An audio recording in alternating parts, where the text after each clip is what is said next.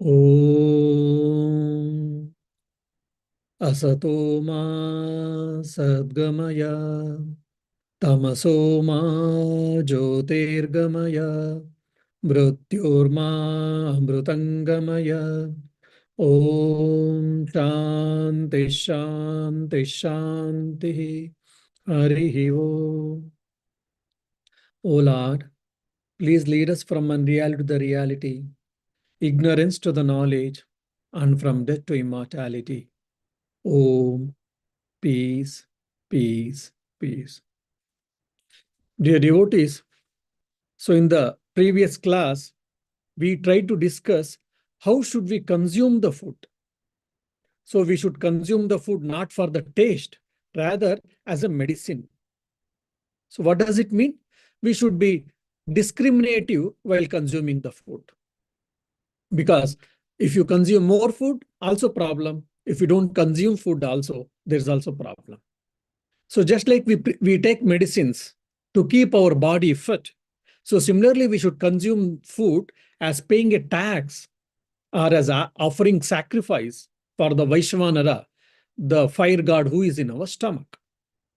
Now, how much we should consume the food has been told, and for monks especially, by begging you should consume the food which is told.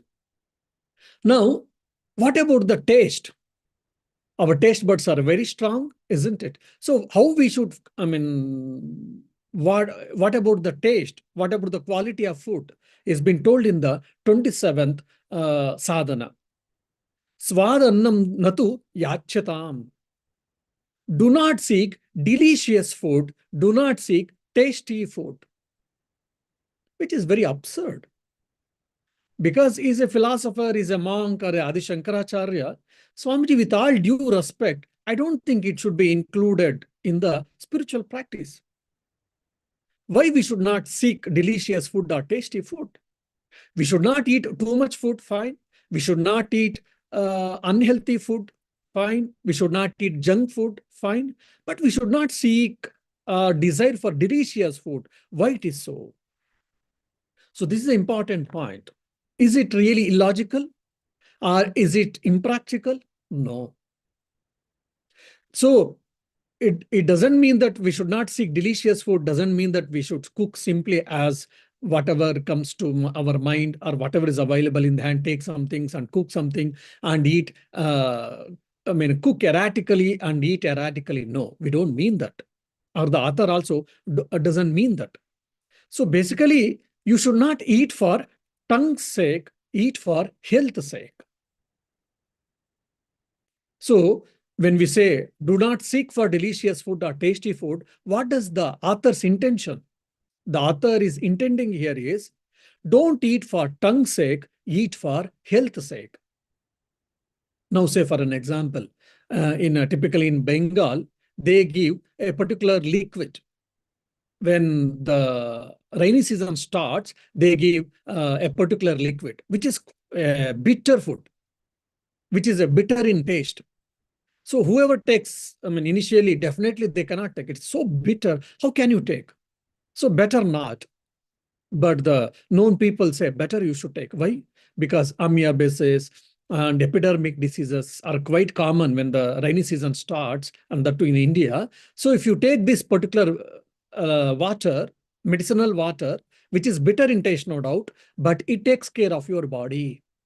It preserves your good health. Now, if you go along with the taste, then you say that better I will not take, and you avoid it. But if you don't consume it for tongue's sake, rather for health's sake, you can take it. So similarly, fast food, it is very tasty, it is very delicious. Then you eat and you spoil your health. Because whenever you consume the food, no doubt, the food is only in the 3-inch tongue only. But once it goes inside your body, it is only calculated from the point of how much carbohydrates you have consumed. What about the proteins? What about the fatty acids? Or glucose or fructose or sucrose? Whatnot. So it's only from that point the science speaks. You have taken a lot of carbo or carbohydrates. That's why there's obesity. or there's a lot of proteins. You are taking a lot of proteins. That's why bile juice secretion has become more, or whatever. Or you, I mean, what do you say? Particular acid levels have been increased. Or you are taking a lot of fatty acid food, because of that, your pancreas has been suffering. Whatever the science and dietitians keep on speaking. So when we are consuming food, only this 3-inch tongue only it matters. But when it goes to stomach, everything gets jumbled up, and it only speaks from the energy point. So we should take the food for the health sake, not for the tongue sake. Even for example, I don't know how many of you have got this experience. When we are small, so mother has served the dal and she gives roti. When she was putting the roti tastes to the dal. Immediately we say, what is this? Why did you serve like this? The roti should be separate, dal should be separate. Then the mother says, what is this, my dear? The pancake or the chapati or the roti also you are dipping in the dal and you are eating, isn't it? Oh, no, it should be separate. Or if the sweet and the sour or bitter or any spicy things touch, oh, I will not eat. Because the sweet has been touched with the sambar, so both have been mixed. I cannot enjoy. I will not eat. Then mother says, both goes in the stomach inside, isn't it? Then why do you boggle? But some of us, we are very particular about it. We don't care for that, but we want everything separate. So maybe it is a childish thinking, or it may be okay. So you are seeking so much from the taste, then what happens? You don't have a control over your tongue. So once you don't have a control over your tongue, that means you have become the slave of the one sense organ called tongue. Then what happens? Similarly, it also leads you to be the slave of other sense organs. When you are a slave of sense organs, then there is no improvement in spiritual life. How much ever I may study Vedanta, one good smell, one good taste, liquid or a food you see, all your Vedanta gets flied. All your spirituality goes back, goes out. Recently, a lady devotee was complaining, discussing the problem. Swamiji, early morning I get up and sit for meditation. Very good, continue, good habit. I said, dear Swamiji, but I have got a problem. What is that? My next neighbor, that's the time because they have to cook everything. They cook and go. They cook and they pack the food and go. That's fine. What is the problem for you? Oh, because she's a good cook. Okay. While she's cooking, I get a good smell. Okay, what is the matter? My mind goes away. My mind gets carried over and I am unable to meditate. My mind starts meditating on the food. What is the food she's cooking? How delicious. And my mouth gets watered and my meditation goes away. My mind is getting flied. What can I do? Because I cannot close my nose also for a long time. If I close, then the doctor declares me dead. What can I do? A practical problem. So one sense organ, if you let loose, then what happens? You will become the slave of that sense organ, and also consequently, it also leads, you will become the slave of other sense organs. That is the reason the scripture says, Jitam sarvam jite rase. One who has conquered the tongue or taste has conquered anything and everything. And also in the Manusmriti, there's a beautiful sloka. Indriyanami sarvesham yadi ekam paratindriyam tadasya ksharati pragnam rutehe patradi vodakam. The meaning goes like this. Even if there is a small hole in the leather bag, all the water goes out. Similarly, even if you let free one sense organ to go away to wander, then it snatches the mind or intelligence of a being. Be aware. If you leave even one sense organ loose, then it snatches away your wisdom. It snatches away your intelligence. It snatches away your concentration. Be aware, they say. So if you want to progress spiritually, if you want to concentrate yourself more and more with the Godward life, these things are all very much required. So which is the part of Shama and Dama, mind control and the senses control.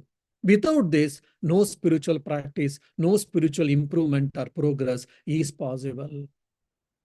Now, for example, elephant, such a mighty elephant, because it has got its own defect. What is that? Because it gets closed by the opposite sex of the touch. The elephant likes the touch of the male elephant, likes the touch of female elephant. Because of that, it gets trapped. So like that, we can give similarly the deer. The deer gets trapped because of the either the taste or the smell. Now, one animal, each animal getting trapped by one sense organ, because that one sense organ is very strong in them, they get trapped. Now, in a human being, all the five sense organs are quite strong, well developed. Then what? God also cannot save us. That's what the Subhashita says. So we have to be careful. We have to be alert. Provided if you want spiritual progress. Otherwise, no, there is no problem. Whatever you wish, whatever you think, you can do it. There is no problem at all. If you want spiritual progress, if you want go further in your what do you say, contemplative life and etc., all these things are required. Otherwise, there is no need of it. Then 28th spiritual practice, vidivashat praptena santushyatam. As a fate or as a God willing, whatever it gets, be contented. When I was a child, when I was a young, I thought, oh, if I pass my exams and I finish my education, I will be free. Because my papa and mama or my father and mother will say no more to read, no more to study. I need to go to school because I see elders are free. Whenever they wish, they can take holidays and they have got money, all these things. So once I finish my studies, then I will be free. I will have got my own earnings and I can live happiest life. But the fag end of my education, either graduation or post-graduation, then the real tension starts. What about my work? What about my job? Oh, if I get campus recruitment, if I get a job, it will be nice. So I'm only bothered. I'm only concerned about a good job. Safe. If I get a job, fine. Some of us, we don't get, we struggle. And few of them get a job. They're happy for a few time or for some time. Then they start thinking, this job is not good. It is boring. I want a creative job. So peace has been pieces. There is no peace. And someone say, job is okay, but it is not a lucrative job. Or okay, job is okay, salary is okay, but it is too much demanding. Too much work is required, is necessary, is being demanded. Okay, then I will shift a job. I will go to a new job. Work is okay, not much work, and salary is fine. Everything is comfortable, but the company is not good. Or the work, what do you say? The working atmosphere or the colleagues are not good. Okay, you got it? Then I'm feeling bored. I think I should get settled in my life. What is it? Then marry. Okay, get a right, what do you say, right lady. Okay, either husband, either you marry, okay, after marriage, then try to busy in settle life. After marriage, progeny, then taking care of them. If they get settled, I'm happy. After their grandchildren, if they get settled, I'm happy. So every time I'm thinking, whatever I'm thinking, desiring, when I get, I am happy for some time. Afterwards, I am not happy. I am thinking that if I get this, I'm happy. If I get that, I'm happy. If I'm free from this problem, I'm happy. If I'm free from this challenge, I'm happy. Like this, I'm hunting the happiness at all given times, either with some person or with some situation or with something. So then when can I be happy? When can I be happy? We have to be careful about this. Seeking for higher things is not bad. Trying to improve oneself, it is very essential, very required. But one should also start practicing contentment. Okay, at least I'm getting a square meal. Let me be happy. Let me be content. And let me work for better. Let me work for good things. That should be our approach. So one should be contented. Yadrucha labha santushtaha. He who is content with whatever gain, whatever comes by fate or by comes by grace or comes by chance. So you be content with a square meal and afterwards try to become better, try to get more things. I've got whatever basic things, basic necessities are being taken care. So without thinking about it, without being contented, I am seeking for higher things, and at the same time, I am losing my peace. So this is what our life journey it has become. And when we start thinking and we see others, neighbors or other people, and probably we think, oh, this is what the square fact of life. This is how the whole humankind is going. So I'm not spared by it. That's how we think. So we should have a discriminative life. So if we keep on complaining, we can never be happy at the best availabilities. And also it brings mental health, ill health, physically, mentally, emotionally, and whatnot. So be happy, whatever you got. And be thankful, be mindful about it, and try to become better and try to get higher things or whatever things you want.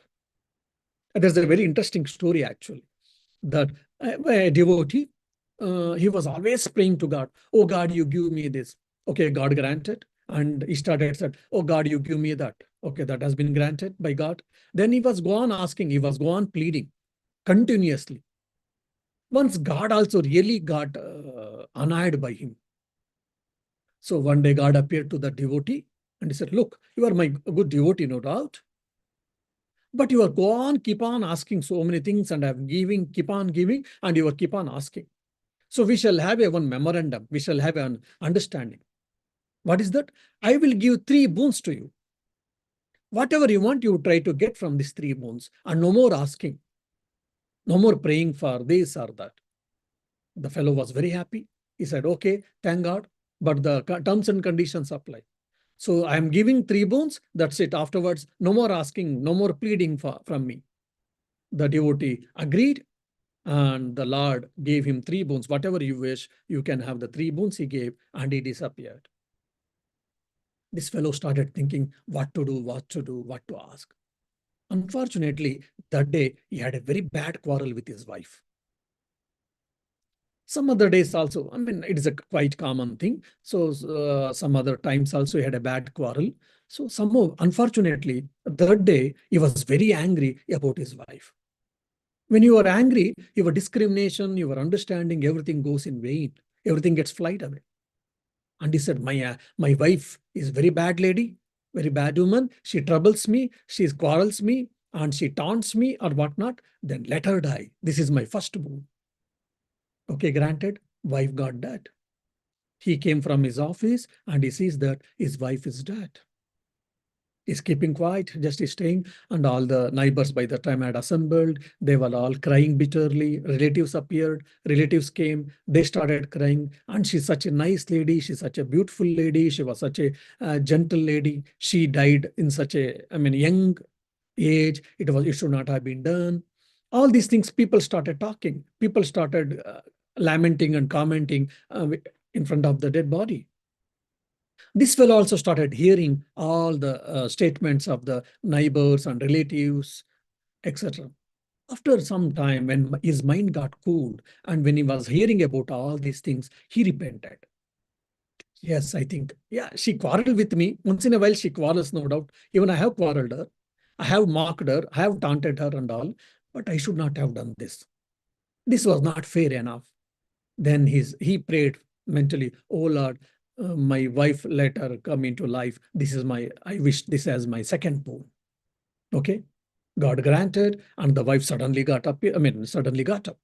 Everyone were very happy. They were all thanked God. They congratulated the husband, and all of them left. Now, there's only one more boon left. Now he has to be alert and he has to be careful about it.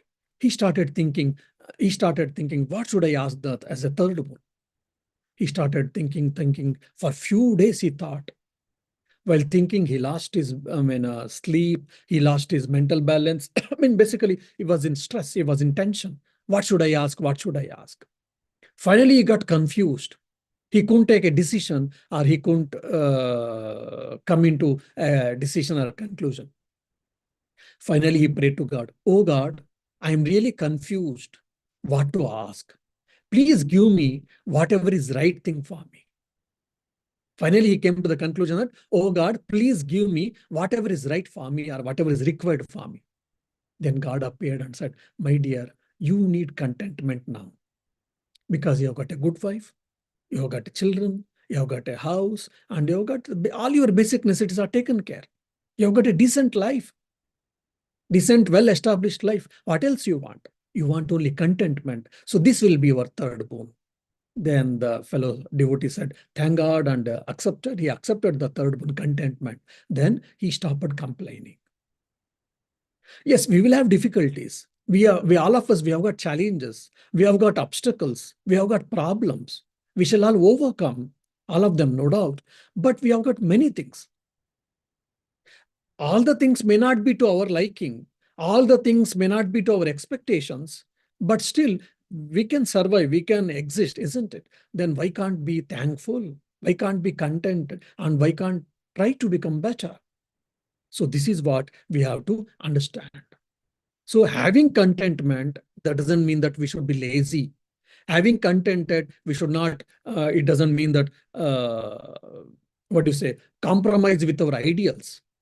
Oh, Swamiji has asked me to be contented. Okay, whether I meditate or not, whether I'm a good person or not, whether I'm developing good qualities or not, let me be contented. No. So when we contented, we means inner peace and inner satisfaction. Whatever I'm having at the right now, be thankful to the Lord, be thankful to the God or oneself or the fate, and try to become better. By working or by trying to improve oneself, through your actions, through your nature, through your personalities, one should desire for better things. One should desire for to improve oneself. So either in the professional job or in the domestic life or in the professional life or in the spiritual life, one should try to become better. That should be there, no doubt. But at the same time, one should be also contented. Like gratitude for the present condition. Focusing on the process and not the outcome, I mean to say. And having higher goals and striving for higher goals and higher values and self-acceptance with the growth. So these things, when it becomes, then contentment does not mean stagnation. It is self-improvement, and self-improvement does not imply dissatisfaction, unnecessary, unhealthy dissatisfaction, I mean to say. So contentment provides the inner satisfaction, emotional foundation, and the self-improvement leads to a positive progress, healthy progress. So this contentment and the self-development both can go hand in hand. They are not contradictory, they are complementary. We should understand carefully about this. So that has been, I think, probably told in the 29th sadhana, 29th spiritual practice, Shitoshnam Vishayhatam. Means endure the pairs of opposites, heat and cold alike. This is very important. Now, I think either person, we are in England or Ireland or in Europe. Now our summer is over. Now autumn has come or fall has come. Now definitely days becomes reduced. Temperature drops. You got cold, and especially Ireland, we have got more dampness, humidity. Now people may go to, I've seen a couple of people say, "Oh, it is very gloomy weather." Yes, no doubt. And because of the gloomy weather, they also become gloomy. Their mind becomes gloomy. Means they are struggling. The Upanishad tells Jiva Srushti and Isha Srushti. Isha Srushti means the creation or the Lord's creation. Now, this is the Lord's creation. Now, whoever is staying in Europe, and especially, for example, in Ireland and all, so whether you like it or not, you have to bear this cold. You have to bear the less light or the less daylight. You have to bear this humidity. You have to bear this dampness. You can't change. By using the heater and other things, you can take care of your room temperature, no doubt. But you can't change completely. Whether you cry, whether you be happy, or whether you be morose or whatnot, you can't change the external weather. This is what Isha Srushti. Jiva Srushti is your reaction to that. Accepting and trying to accommodate, trying to accept and accommodate and go further. Transcend with all these realities. This is what Isha Srushti. Especially, people were saying, Swamiji, after you coming from India, these 3 years, you didn't go to at all to India. Yes. On December, January, how are you able to stay here?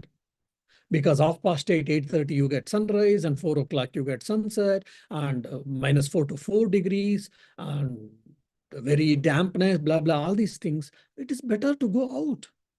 If not, how can you stay here? It is very difficult.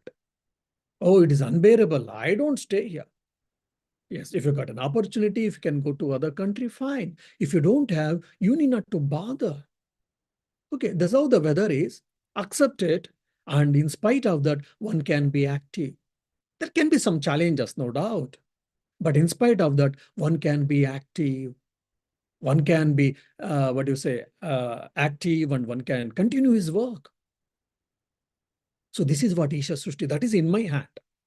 I can feel, oh, because I'm not able to go to India or any other country where we have got a better weather, and I'm in this gloomy weather or in this cold weather, whatnot, and I can keep on complaining and accepting and keep on going further and doing my work, either meditation or study or any other work.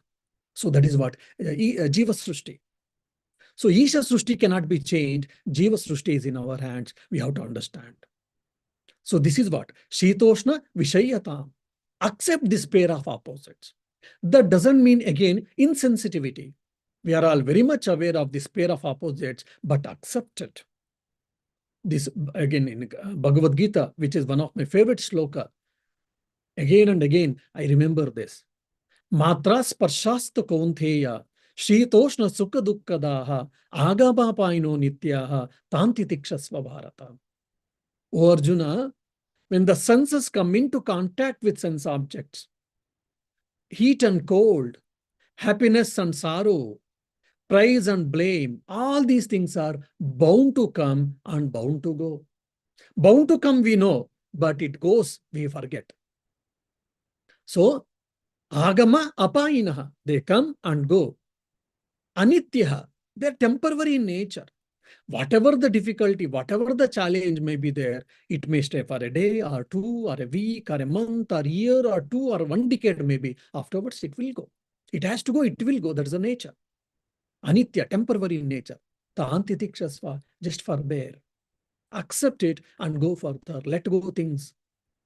We have to also learn, let go things. Otherwise, for every small thing, if you keep on boggling your mind, a lot of your energy gets wasted. That's where Vivek Chudamani beautifully tells Adi Shankaracharya, Sahanam sarvadukkanam apratikara purvakam chinta vilaparahitam satitiksha nigadyate. What is that forbearance, titiksha? Endurance of all sufferings without resistance or retaliation and without anxiety or lamentation. Now you see, without resistance and retaliation, without anxiety and without lamenting also. We should not lament also. We should accept and we should go further and we should let go of things. Even this is the common thing for everyone. Either even the God himself takes human birth, even he has to forbear. He has to forbear heat and cold. Oh, because God, he can do that. I mean, his body will not be disturbed, or his body is insensitive to heat and cold. If he wish, he can be like that, but he's not.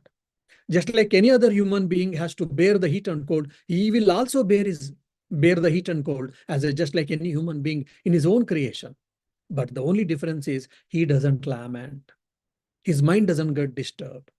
His body gets affected by that, but his mind doesn't get disturbed. I mean, a simple example I can tell you is how even all the great people have to suffer more than us actually. In Sri Ramakrishna's case, Sri Ramakrishna was in Dakshineshwar, all of us we know.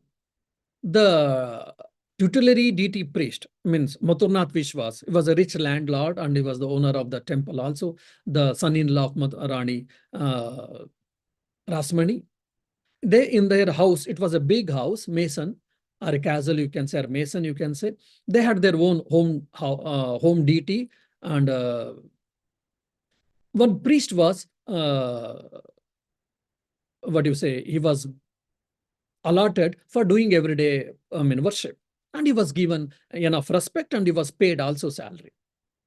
And he used to observe this Madhunath Vishwas used to follow Sri Ramakrishna. And whatever Sri Ramakrishna thinks and feels or asks, everything was given or granted. And Madhunath Vishwas wanted to give more and more. He wanted to give money, he wanted to give land, he wanted to give property to Sri Ramakrishna, but Sri Ramakrishna didn't accept any of them, anyhow. So obviously, this poor priest who wanted all these riches, earthly riches, he was very much mesmerized. How the Sri Ramakrishna is able to get all these things? Whether he accepts or not, but he's getting. So how can I get all these things also? So once he approached Sri Ramakrishna and he said, look, I think you know some mantra, because by using this mantra, you have made black magic or whatever. So that's how Madhunath Vishwas listens to you so obediently. Though he's a rich landlord and all, he's a very tough man with others, but he's just like a child and he follows you to the letter. So please give me that secret. I also want some riches, I want some wealth from the Madhunath Vishwas. Sri Ramakrishna is innocence nature, guileless nature. He said, oh my dear, he laughs and he says, I don't have any mantra by which I can do black magic or I can put people in the Vashikarna, we say, so that they will listen to us. No, I don't do that, any of that. I don't know. It is on mother's will why it is happening. This priest twice, thrice, he pleads, and Sri Ramakrishna says every time same thing. No, I don't do anything, and I don't know any of them also, even, in fact. Then finally he gets angry and annoyed, and the priest, he kicks Sri Ramakrishna, you fellow rogue, you don't want to give the secret to me because you are jealous of me and you are feeling that probably otherwise you will get out the riches, etc., etc. And he kicks.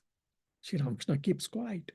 After some time, because of some mistake the priest does, the priest was removed from his job. And Sri Ramakrishna had forgotten all these things. One day while conversing, accidentally, Sri Ramakrishna mentions to Madhunath Vishwas that such and such a priest who was doing the worship in your house, he kicked me and he was asking for all these things. His house, he is foolish and he was asking about this mantra or black magic. I don't do anything with you. Mathur was very furious. Said, oh, master, why didn't you tell? If you had told me that, I would have killed him. I would have removed his head from his body. Sri Ramakrishna laughs and he says, all right. I knew that. That's the reason I didn't tell you. See, but accidentally even Sri Ramakrishna mentioned, but Sri Ramakrishna didn't have any hate or didn't have any ill feeling towards him. And the forbearance was there, and he had also accepted his shortcomings, the priest's shortcoming, and he also very clearly we can see let go things.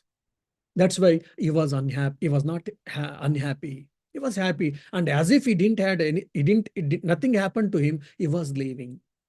Same thing with Swami Vivekananda. Same thing with Holy Mother Sharda Devi. Same thing with Jesus Christ. All the great people, even with the case of Buddha, all the great people had to endure, had to forbear lot of problems, challenges, praise and blames. They have been praised, no doubt. At the same time, even a lot of blames also had to be accepted. It has to be digested. They got so much praises and they got so much blames also. Criticisms also has to be digested. The amount of criticism they had to endure, it is unimaginable many of the time, most of the time. Even Rama, Krishna, Ramakrishna, Vivekananda, none of them or Buddha were spared.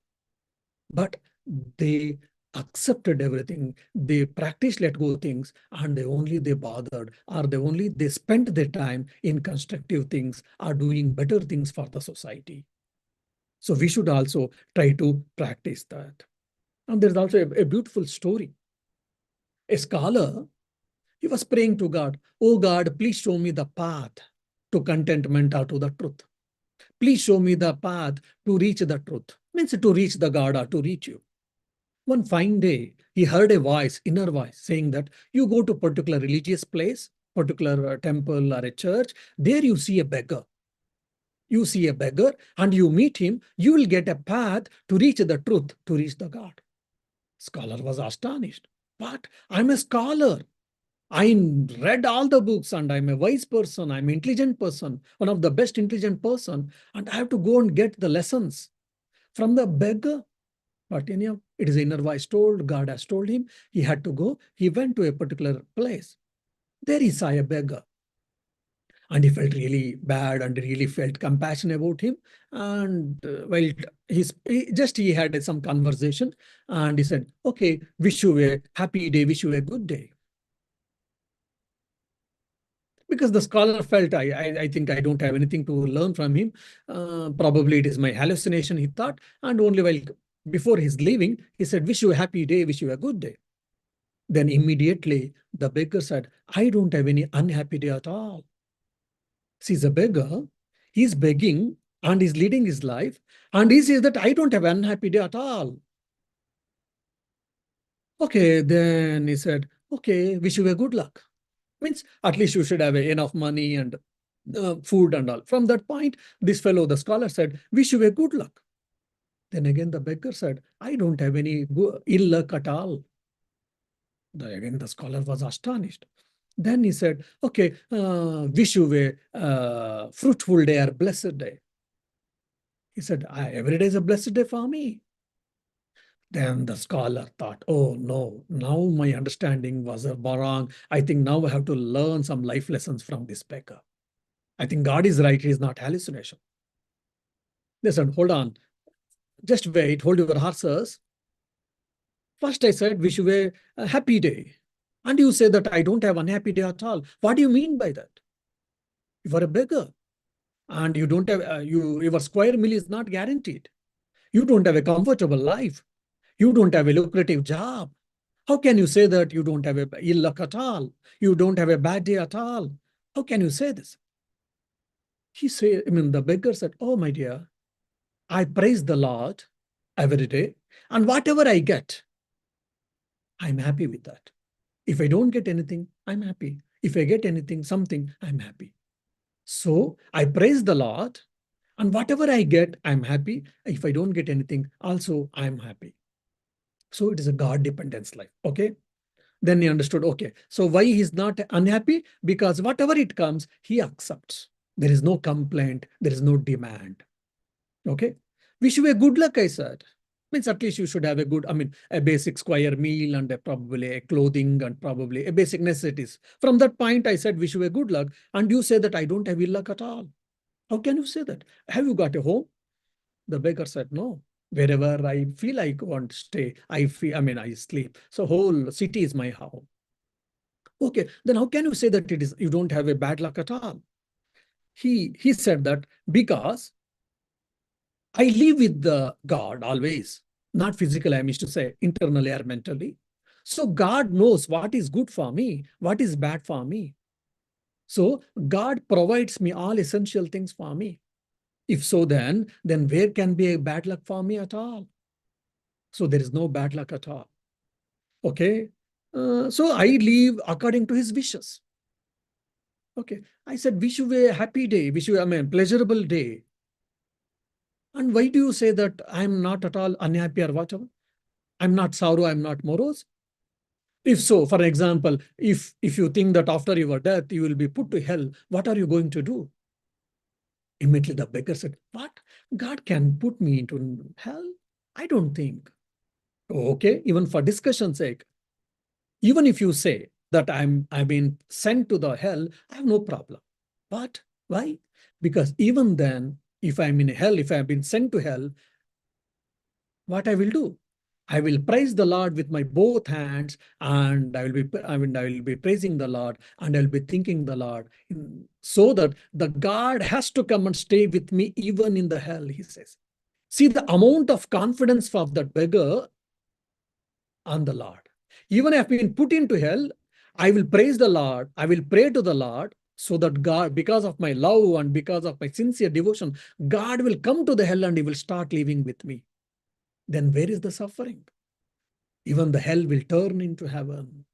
That's what he says. Then, because I pray to the Lord with my love, with my core of my heart, with my bottom of my heart, with love, with both the hands. With both the hands, what does it mean? That means I have completely dependence on God. So I love him. I embrace him with the love. So because of my love and because of my sincerity, unflinching devotion, he comes to me. He will come to me wherever I live, either heaven or hell. Then what to suffer? That's where to suffer. But there is no bad day. There is no sorrowful day. There is no unpleasurable day. I am happy at all given circumstances. Then the scholar thought, I am the real beggar, and he is the real scholar, real wise man. Who is the real scholar and who is the real wise man here? A beggar, you see. Yes, all of us, we are beggars, no doubt. We are all praying and we are all waiting for the God's grace, no doubt. But God dependence life is very, very important. Either from the point of knowledge, from the point of Gnana Marga, you depend on the witness, the self, and not on the external objects.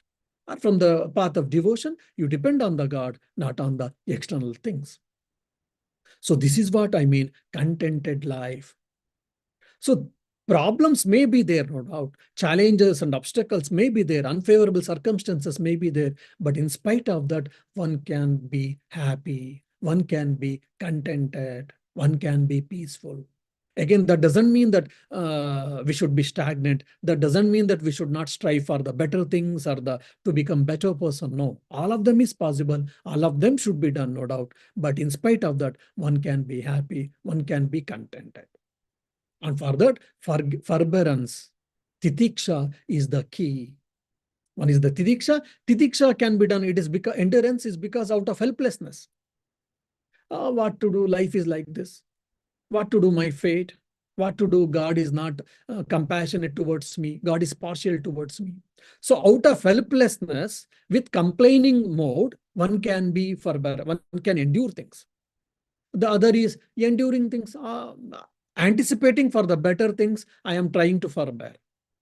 Okay, I think tomorrow or day after there will be a ray of hope, a silver line I'm seeing. So that is the thing. The third is forbearance as a part of either God dependence life, as thinking that I'm a witness.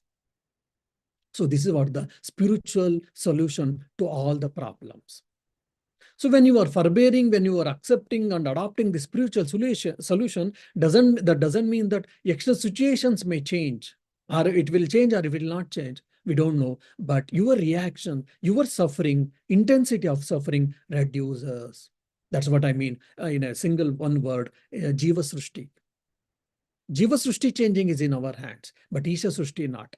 But we're always busy in changing the world, changing the people, changing the situations, but we are not. We give very less importance to change oneself. This is what I understand. And the 30th is Natu Vrita Vakyam Samucharyatam. Avoid unnecessary talk. People talk. I mean, they do a lot of gossip. They speak for hours together with unnecessary talk. There was no constructive views. There were no constructive ideas. There were no constructive thought process there. Simply blabbering, simply gossiping. By doing that, what happens? Your mind sensitivity of the mind will be lost. What you speak, what you should not speak, what you were supposed to speak or not, that we will get away. That is from the external point of view.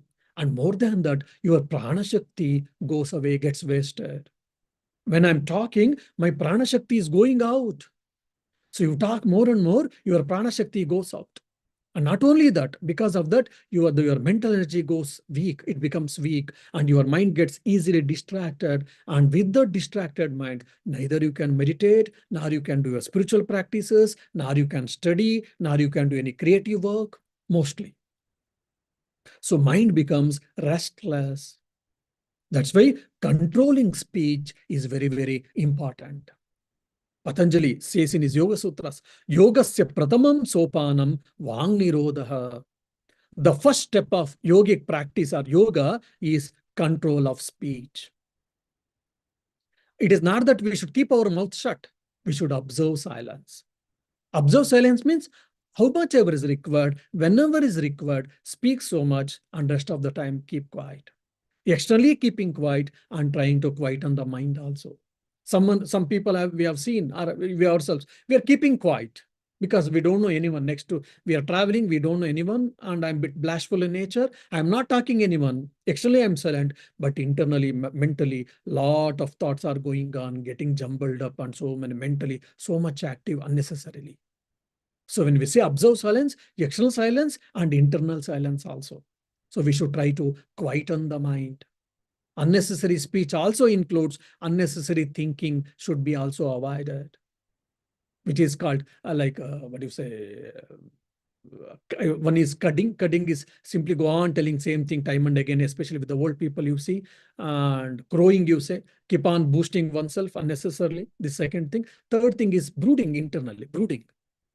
Taking something, some situation, some happenings, or instances, or someone's words, keep on brooding on that. Because of that, lot of energy goes away. But if you spend time in constructive talk, by that you are benefited, or some others are getting benefited, or society is getting benefited, that is okay. Healthy discussions, okay. Healthy conversations, okay, it is encouraged, but not mere gossip. So this is what the verbal discipline, very much important for sadhakas. Even the intelligent, in the Pradhanak Upanishad also says, the intelligent aspirant, after desiring for the Brahman, knowing about this alone, should attain intuitive knowledge. He should not think of too many words, for it is particularly fatiguing to the organ of speech. When he knows that is the self and that has to be realized, experienced, then he should spend his time and energy towards it unnecessarily. He should not disturb his mind, distract his mind with too many thoughts, too many things, too much thinking, too much talking also. We are jumbled with too many things. Even Holy Mother says very clearly in Holy Mother Sharda Devi, why you are tormenting your mind with too many things? Take few things, whatever is necessary, try to implement, then you take up new thing. Already I've taken 5 tasks, I'm not completed, then I'm desiring, I'm thinking of next other 10 tasks, which is nonsense, which is hilarious even. It should not be. So unnecessary things, it is not required. Art of speech is essential. It is a part of communication. To express our ideas, to express our thoughts. Yes, it is important. We should develop, we should cultivate, but unnecessary talk, blabbering and brooding and gossiping should be avoided. Time killing words. Because I'm traveling, so I have to spend two hours. I can read, I can sleep, I can meditate. Instead of that, simply I'm conversing with a co-passenger, fellow traveler. Just because 2 hours I have to travel. That is the waste of time. These things should be avoided. That's where it is attributed to Socrates. Socrates tells, if you talk anything, if you would like to talk anything, your speech before talking, it should pass through 3 gates of test. Now you want to talk something. Before talking, it should validate, or it should get passed through three tests. What is that? The first test is it true? Is it true or is it factual? First point, first gate of test. The second test gate is it kind? The third is it essential? Is it true? Is it kind? Is it essential? If all the 3 boxes are ticked, then you can speak. If even one box is not ticked, then you are not supposed to talk. That's what Socrates has given advice to his disciples. What a beautiful advice. I think all of us, we can think of it. Is it true? Is it kind? And most of the thing, is it essential? Most of the times, our talks will be not essential at all. Sometimes I keep on telling this as a joke. People do come here. Swamiji, we would like to see you. We would like to talk with you. Okay. I give an appointment, I give a time, they come and they keep on talking nonsense all 15, 20 minutes, half an hour. I know this monk, I know that monk, I know this center, I know that center. And they will be explaining about the Ramakrishna mission centers to us only, where we have led our life for more than 2 decades. They will be explaining us. After 15, 20 minutes, 30 minutes, then they say, Swamiji, will have a photo? Fine. And they say, thank you, Swamiji, for your time. And you spoke so kind words. And I didn't speak anything else. As a poor man, I was just gone listening. I didn't speak even not two sentences, except hearing. But finally they said, thank you, Swamiji, for your, for your advice. And I was thinking, I didn't give any advice at all. So basically, they want some listeners, basically. So in the world, if you are a listener, then you are the good, good psychologist, actually. By listening to people's problem, half of their problems get solved. So they want some concern. They want some good words, very few. And most of them, they want to be heard, that's all. They want to be certified. Yes, whatever you said, it is right. If you're a good listener, you can be a good psychology counselor for half of the problems. So like that, we don't know what we are talking. Why are we talking? Is it required? Is it essential and all? Simply we keep on blabbering. Because of that, mental mind sensitivity has gone and a lot of energy is getting wasted. And we get distracted mind. Because of that, we can't do any creative work, we can't meditate, we can't contemplate, and etc. So that, for that, what the author is saying, that control your speech, regulate your speech. Whatever is essential, you talk, no doubt, but unnecessary talk should be avoided, should be shut. Om Shanti Shanti Shanti. Harihi Om Tat Sat. Shri Ramakrishna Arpanamastu. So next week, there is a music program here that is called Lalita Arnava.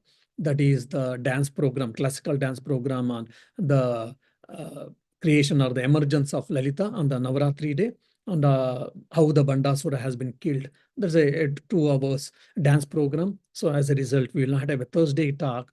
And afterwards, I will be going to India for 2 weeks visit. As a result, whole of October, no Thursday classes. Thursday classes are holidays for the, Dasara holidays for the listeners.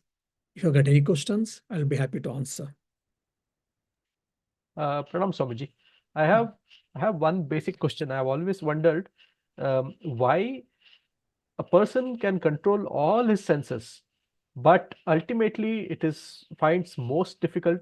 I mean, it's personally in my case also, it's quite true to control the tongue, in the sense the taste about eating.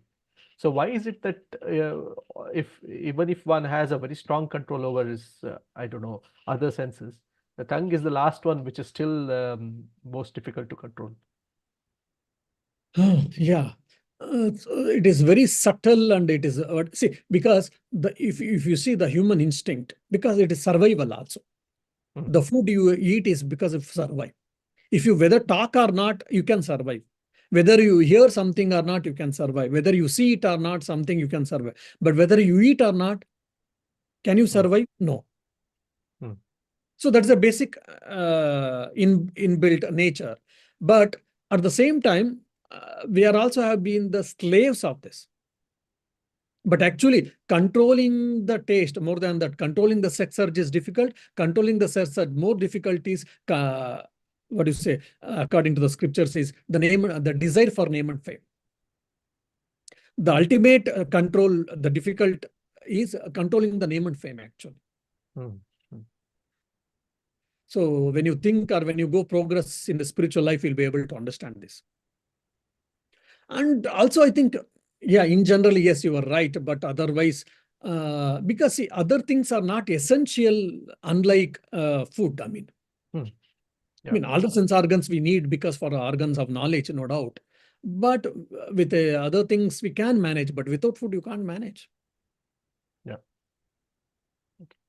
That's the reason I think you start taking the food as a medicine, then controlling the food slowly, it gets this controlling the tongue, taste can be reduced, I used to say. Thank you so much.